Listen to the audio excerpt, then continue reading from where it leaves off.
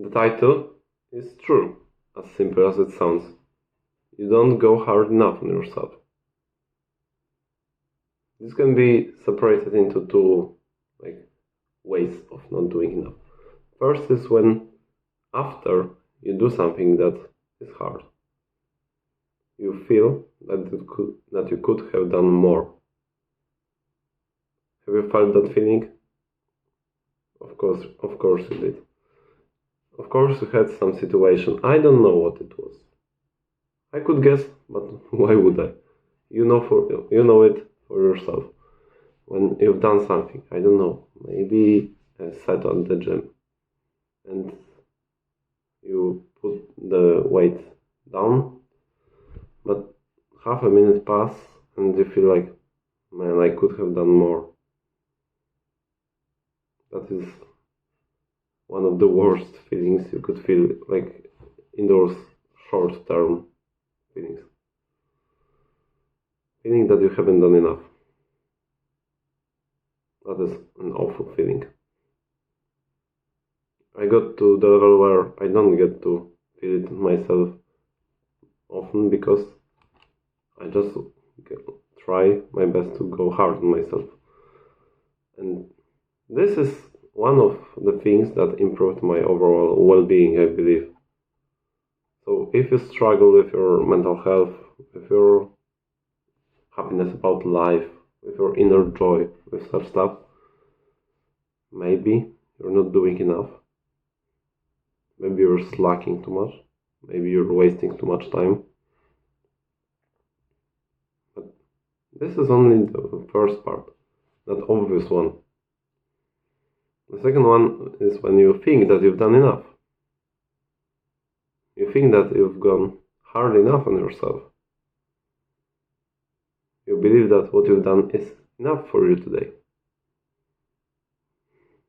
Bullshit. When you believe that you can do more. Well, you can do more. This is taken, maybe not directly, but usually taken from the book of David Goggins, Can't Hurt Me. Talking about this book again, but after having it read a whole, I find so many useful lessons in it. One of those was about what he named a 40% rule. That 40% of our tiredness, our ability to push ourselves to the limit, when we get to 40% of our total force, total power, we usually stop. Maybe if you got into running, if you've run for some longer distance, at least once in your life, you've definitely felt that, because it is felt in some long-term exercises and stuff, mostly. Which doesn't mean that it applies only for those, but you could definitely feel while running that you want to stop. Your mind tells you to stop. Because even though that it comes to tiring your body, your muscles, anything, it doesn't have to be in sport. It could be in studying or something like that. In tiring different parts of body or even different parts of brain. There is a part of our brain that could be a lizard brain that creates those thoughts about quitting. And here, it doesn't really come to your tiredness, to your lack of energy, to pain, to boredom or anything like that. There it comes to fight with your own mind. Yes, you have to fight with your own mind. Because it will tell you to stop. It will tell you that you've done enough. It will tell you that, yeah, you can rest. You will still have a good time on that run. Okay. Maybe. But is good enough for you? We want to go to the very top. Didn't you? Didn't I? I won't. Don't you? So if you want, you can be always satisfied with good. Because you have to be great. These days, it's not so hard to be great because the competition we have is silly. Like, so much people do nothing about their lives. The competition is like easy to be beaten. It's easy to get to top 10%. But when you only think that when you do good, you quit, you satisfy yourself with it every time, this won't be enough to get there. And as I've said, it applies not only to fitness, so not only to running, doing this set at the gym, swimming, cycling, anything. It can be about studying, time spent on your business in a week, for example. You could think that working on your business for 7 hours in a week is good. But if you waste, for example, 5 hours throughout this week, what if you have spent another 2.5 out of those wasted on your business? It would set you in a way better position. You would be, if you have done it for a couple of weeks, you'd literally do the job that would take you another week, something like that. Yeah, it will be something like that. But when you do more for a month, you do an extra week of work. And it's more. So it's great.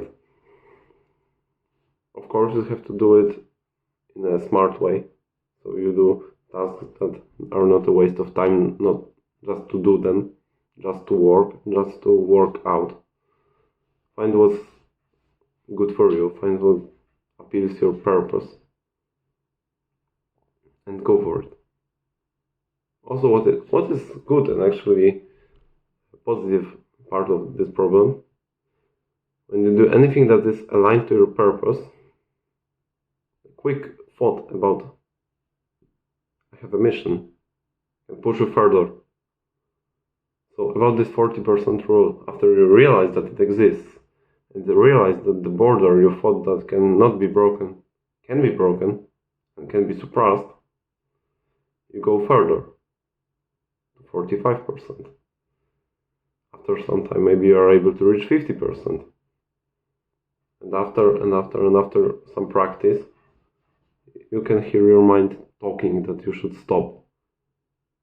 But instead, you tell this motherfucker isn't led by brain, but by you. That you steer. That you decide. You will get to 60%, 70% after a long time of training in any discipline. So, as I said, gym, running, studying, business, anything. You get to 80%. I don't know how hard is it.